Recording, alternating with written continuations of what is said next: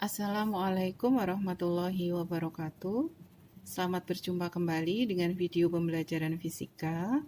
Video kali ini kita akan melanjutkan video sebelumnya tentang getaran harmonik sederhana. Ini adalah materi lanjutannya, yaitu tentang kecepatan getaran harmonik sederhana dan percepatan getaran harmonik sederhana. Baik anak-anak, kita bahas yang pertama dulu ya, yaitu tentang kecepatan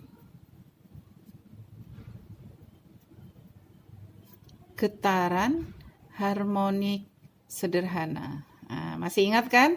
Pada video sebelumnya saya singkat menjadi GHS. Ya. Nah, kecepatan getaran harmonik sederhana itu didefinisikan sebagai turunan pertama dari persamaan simpangan. Persamaan simpangan yang mana? Yang kemarin kita beri nama persamaan nenek moyang. Masih ingat?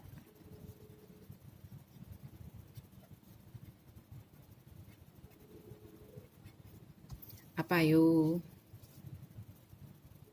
Y sama dengan A sin omega T. Oke. Ya. Nah, kecepatan getaran harmonik sederhana ini disimbolkan dengan V. Definisi dari kecepatan getaran harmonik yang merupakan turunan pertama dari persamaan simpangan itu kalau secara matematika dituliskan, persamaan secara matematisnya dituliskan begini. V sama dengan dy dt. Ini adalah bentuk turunan. Jadi kalau ini bentuk matematika ini, bentuk matematisnya ini kita baca, V sama dengan turunan pertama dari Y. Nah, Y-nya itu adalah A sin omega T. Jadi, selanjutnya secara matematis V itu sama dengan D A sin omega T dt. Artinya simpangan ini diturunkan terhadap T. Ini omega T dt. dt ini menunjukkan diturunkan menurut waktu, terhadap waktu. Nah, turunan di sini adalah turunan trigonometri karena ini ada sinusnya. Maka di trigonometri itu turunan sin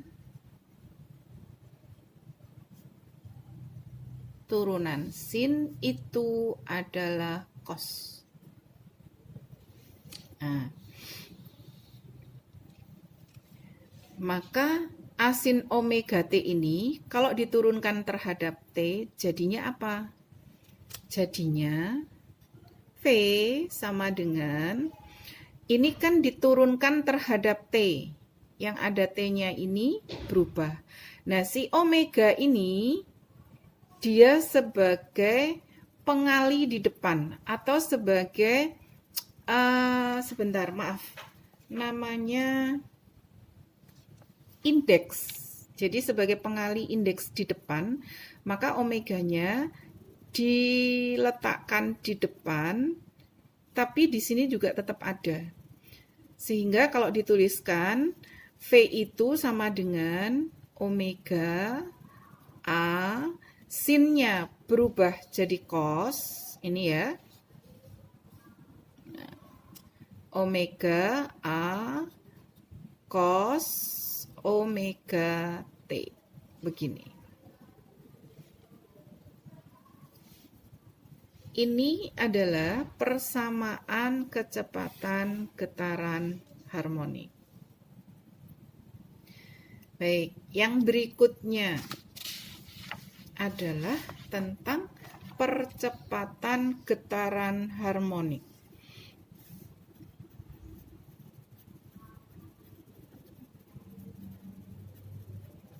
Nah, percepatan getaran harmonik ini bisa ditinjau dari dua hal. Bisa dari kecepatannya, bisa juga dari persamaan nenek moyangnya. Kalau dari kecepatannya, maka percepatan getaran harmonis sederhana atau kita simbolkan dengan A itu merupakan turunan pertama. Turunan pertama dari kecepatan.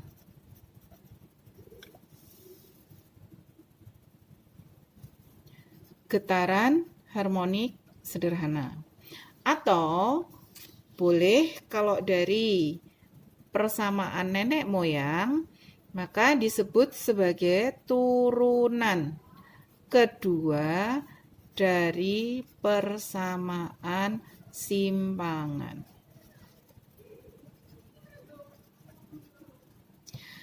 Kalau yang ini dituliskannya A sama dengan D2Y dt.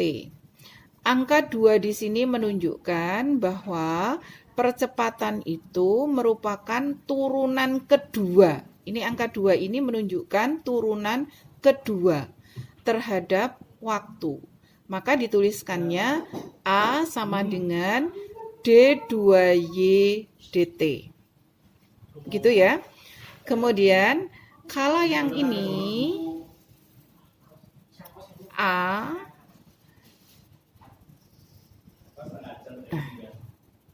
mohon maaf kalau kepotong videonya. Oke, ini ya. Kemudian kalau yang atas turunan pertama dari kecepatan, ini penjelasannya ada di sini. A sama dengan dv dt. Artinya percepatan itu turunan pertama terhadap waktu. Turunan pertama kecepatan terhadap waktu. Nah, tadi yang kecepatan kan kita sudah dapat. Kecepatan itu omega A cos omega T. Jadi diperoleh A sama dengan D omega A cos omega T dt. Baik. Seperti yang tadi, perhatikan, berarti ini turunan cos. Di matematika, turunan cos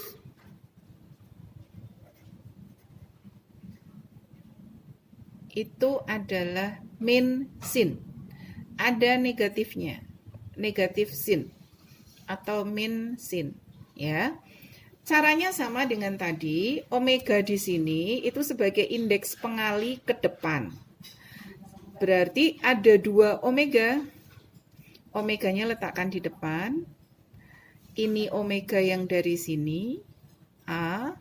Cosnya berubah menjadi min sin, omega T.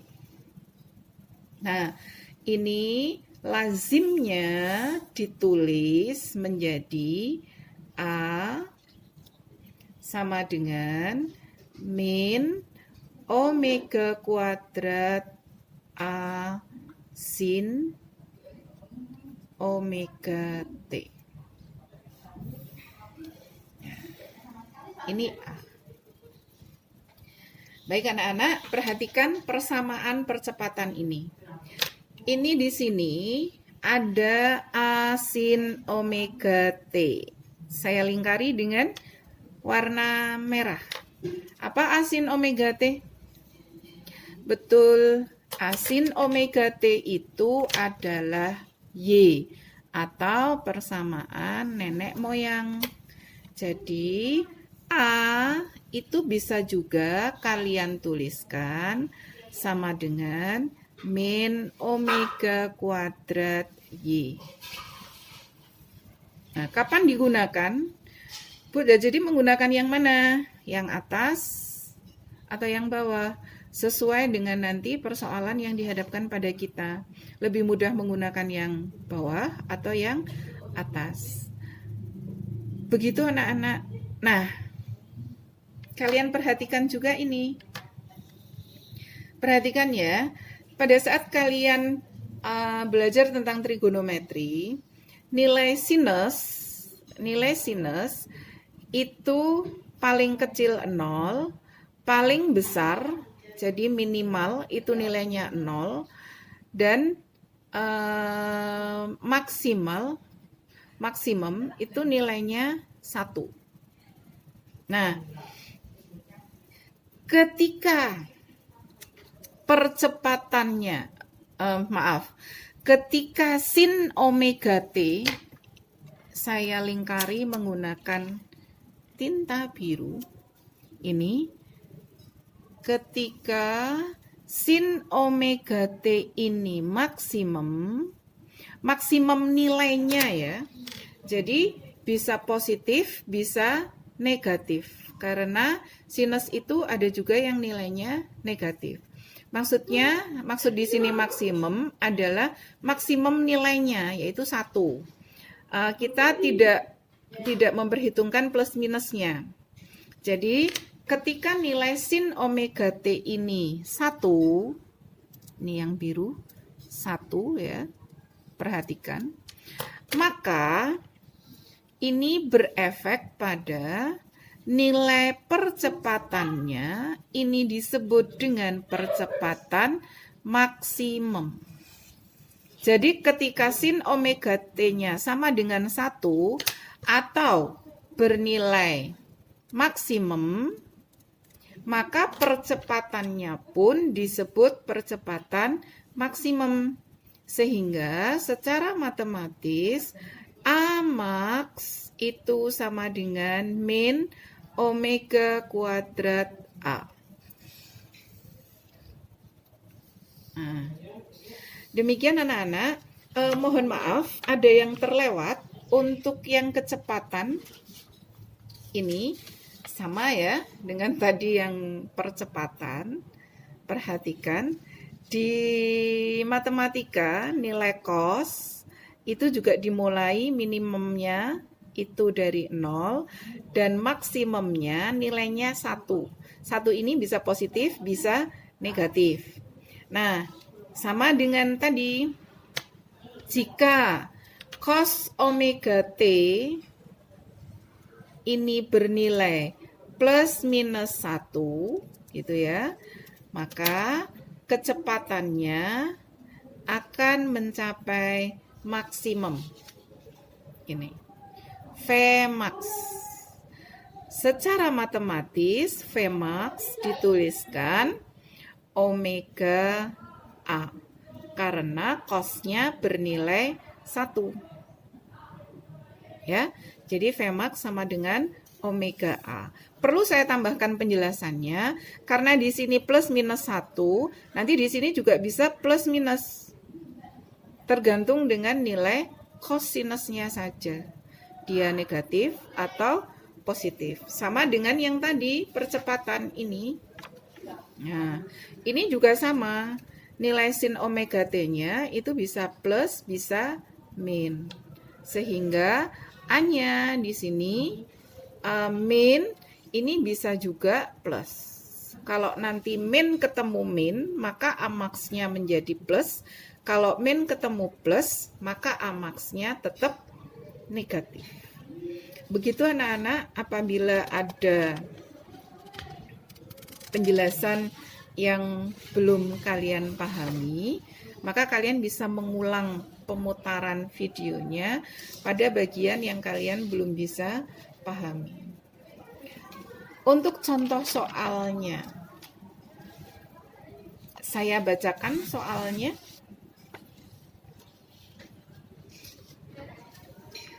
Sebuah benda bergetar harmonik dengan persamaan simpangan mengikuti Y sama dengan 5 sin 10 pi T. Y dalam sentimeter dan T dalam sekon. Tentukan A. Amplitudo getaran, B. frekuensi getaran. C. Simpangan getaran pada saat 1,5 sekon. D. Kecepatan getaran saat 2 sekon. E. Percepatan getaran saat 1 sekon. Nah, kita tuliskan tadi yang diketahui hanya Y sama dengan 5 sin 10 pi T. Kemudian yang ditanyakan A. Amplitudo, B. Frekuensi getaran, C. Simpangan saat T-nya 1,5 sekon. Kemudian D. Ditanyakan kecepatan saat T-nya 2 sekon. Dan E. Itu percepatan saat T-nya 1 sekon. Baik, kita selesaikan satu persatu anak-anak. Pertama, caranya. Kita tuliskan dulu persamaan nenek moyangnya. Masih ingat kan ya? Y sama dengan A sin omega T. Kemudian kita tuliskan persis di bawahnya persamaan simpangan yang diketahui dalam soal. Yaitu Y sama dengan 5 sin 10 pi T. Tadi dalam soal disebutkan bahwa Y-nya itu dalam sentimeter dan T-nya dalam sekon. Nah, kembali lagi ke sini, ini sudah kita tuliskan berurutan atas bawah. Anak-anak perhatikan, kalian tinggal menyesuaikan saja dengan tempatnya. Tempat apa? Tempat kedudukan matematisnya. Jadi ini kan A sin omega T. Ini 5 sin 10 pi T. Ini T dengan T sendiri ya. Berarti 10 pi ini kan sin dengan sin ya. Maka 10 pi ini 10 pi berarti punyanya omega. 5 ini berarti miliknya amplitudo. Begitu. Gampang kan? Jadi pertanyaan yang A, berapa amplitudonya? A-nya berarti 5. 5 apa? Karena Y-nya dalam sentimeter, berarti ini A-nya 5 cm. Berapa frekuensinya? Nah, ingat kembali. Dari besaran ini, kan ini ada besaran amplitudo, kecepatan sudut omega, dan T. Berarti si frekuensi ini ada di mana? Itu kan? Kita urai satu-satu. Apakah A itu mengandung frekuensi di sana? Ada besaran lain yang ada di dalam A? Tidak ada. Tapi kalau omega, bagaimana dengan omega? Kalian tahu kan bahwa di awal penjelasan kita, yang paling awal ini, masih ingat? Nah, kalau lupa silahkan diputar lagi videonya. Nah, di situ ada omega sama dengan 2πf, atau kalian bisa menuliskan omega sama dengan 2pi per T. Jadi kalau di sini ditanyakan F, kita bisa mengambil dari nilai omega. Dari dua persamaan ini, kita tahu bahwa omeganya sama dengan 10 pi. Sedangkan omega itu adalah 2πf. Jadi 2πf sama dengan 10 pi. Di ruas kiri dan ruas kanan ada pi-nya, ini bisa dicoret. Berarti F sama dengan 10 per 2. Sama dengan 5 Hz. Oke? Nah, kemudian berikutnya yang ditanyakan adalah simpangan getaran pada saat T-nya 1,5 sekon. Kita tuliskan persamaan Y-nya. Y sama dengan 5 sin 10 pi T. Nah, nilai T 1,5 sekon ini kita masukkan ke sini, ke nilai T ini. Jadi, 5 sin 10 pi, T-nya 1,5. Sama dengan 5 sin 1,5 kali 10, 15 pi. Ya. Kita tentukan nilai sin 15 pi. Loh Bu, gimana caranya menentukan sin 15 pi? Nah, kita kembali ke bahasan yang ini. Ya, masih ingat lingkaran? Ya.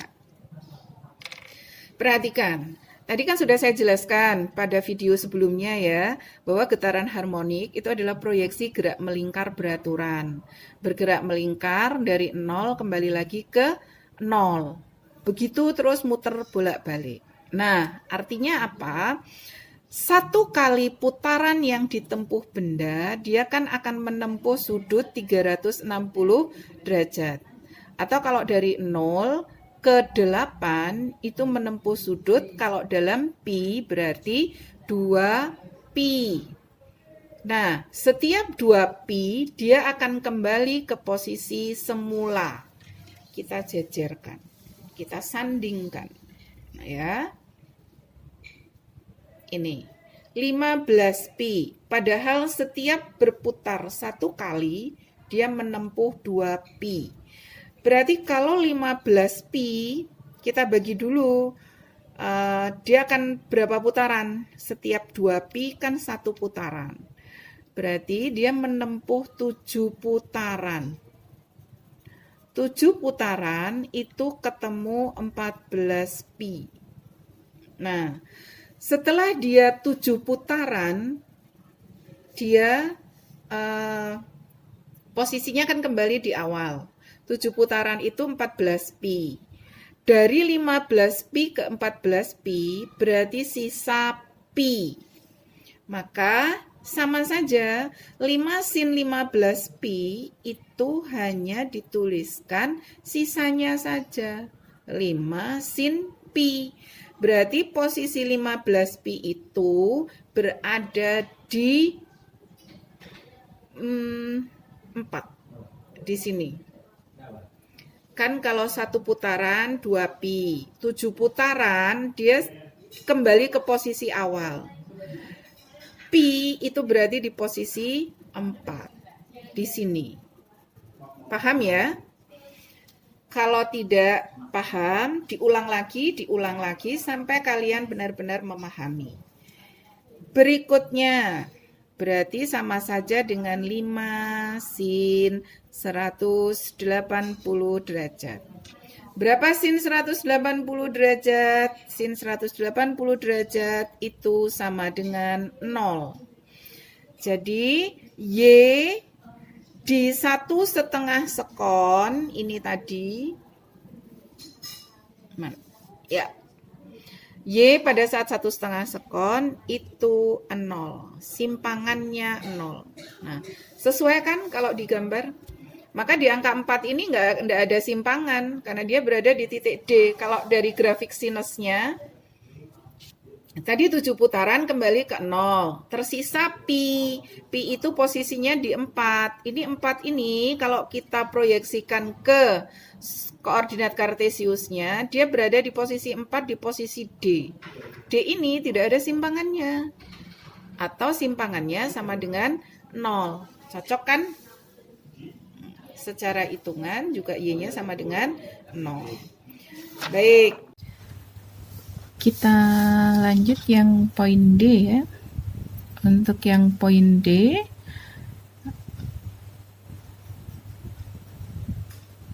ditanyakan kecepatan pada saat T-nya 2 sekon.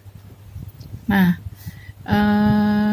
dari penjelasan yang tadi, V itu adalah omega A cos omega T. Nah, kita masukkan omeganya tadi 10 pi. Kemudian amplitudenya 5. Cos omega itu 10 pi. T-nya 2. Mari kita hitung. 10 pi kali 5 itu 50 pi. Cos 2 kali 10 pi 20 pi. Nah, anak-anak, di sini yang perlu kalian perhatikan adalah cara menghitung cos 20 pi. Perhatikan yang lingkaran.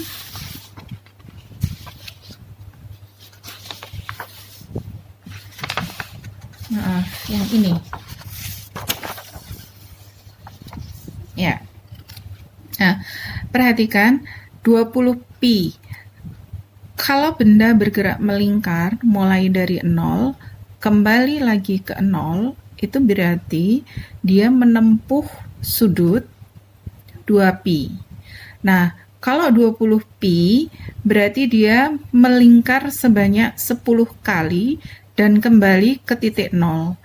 Kembali ke titik 0 berarti sama saja dengan cos 0. Jadi yang ini lanjutannya 50 pi kali cos 0.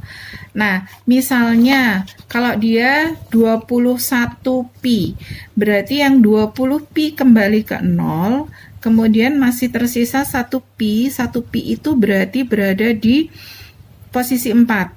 Nah, berada di posisi 4 itu berarti sudutnya dari 0 ke 4 itu 180. Berarti di sini cos 180.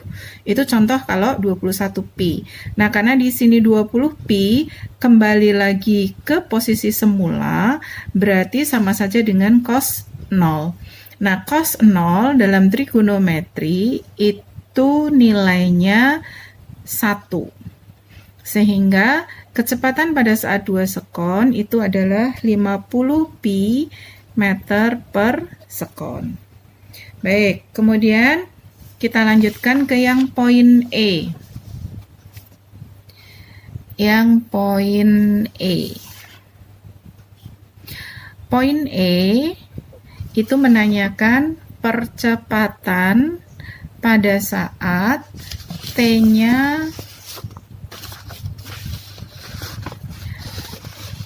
pada saat T-nya 1 sekon. Nah, A itu kan persamaannya A itu sama dengan min omega kuadrat A sin omega T. Nah, kita masukkan min omeganya itu 10 pi, kita kuadratkan, A-nya 5 ya. A-nya 5 sin 10 pi, T-nya 1. Oke, ini min 100 pi kuadrat kali 5 sin 10 pi. T-nya kita masukkan 1 ya. Nah, jadi sin 10 pi. Nah, 10 pi itu berarti dia bergerak melingkar sebanyak 5 kali, dan karena 10 pi itu habis dibagi 2 pi gitu kan. Karena satu lingkaran, satu kali putaran itu 2 pi, berarti 10 pi dibagi 2 pi sama dengan 5 putaran. Dia kembali ke titik semula. Berarti sama saja dengan min ini dikalikan 500 pi kuadrat sin 0. Nah, sin 0 menurut trigonometri kan nilainya 0. Jadi A-nya sama dengan 0. Demikian anak-anak untuk pembahasan soalnya. Terima kasih atas perhatiannya. Saya akhiri. Assalamualaikum warahmatullahi wabarakatuh.